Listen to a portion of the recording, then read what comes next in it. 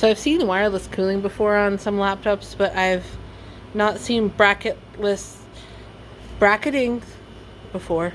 Surely that's just from travel.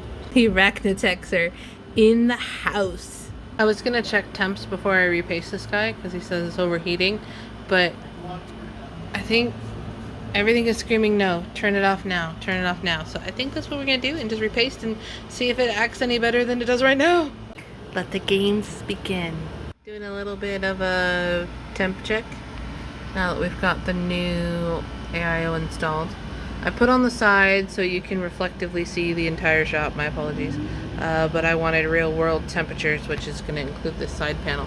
We've seen cases where the side panel helps and where it hinders. I'd take the side off, but the back of the case has had an impact, and so the power supply is like dented in the back, and then the case is crooked, so this screws in sideways, and I don't want to mess with it because it's glass, and that makes me nervous. This is a Thermalright 240 millimeter radiator that we chose. I picked this Aqua Elite 240 ARGB because the pump has higher RPMs and CFM and stuff than some of the other Thermalrights. I was contemplating rerouting these cables, but they're all zip tied in the back, and we blew out the front. All this little mesh was pretty gnarly. And check our temps now. It's been running for a minute or two.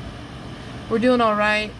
What I'll do is turn this off, let it cool off a little bit, run it again, and then I'm also going to run Cinebench. Usually what I'll do is I'll run Firmark and something like Heavy Load at the same time to run both the CPU and the GPU at the same time and make sure that like the entire case temperatures do okay.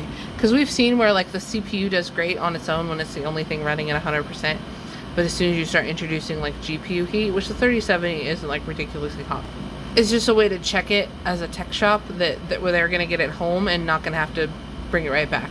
We'll do a check for Windows updates and drivers. One more view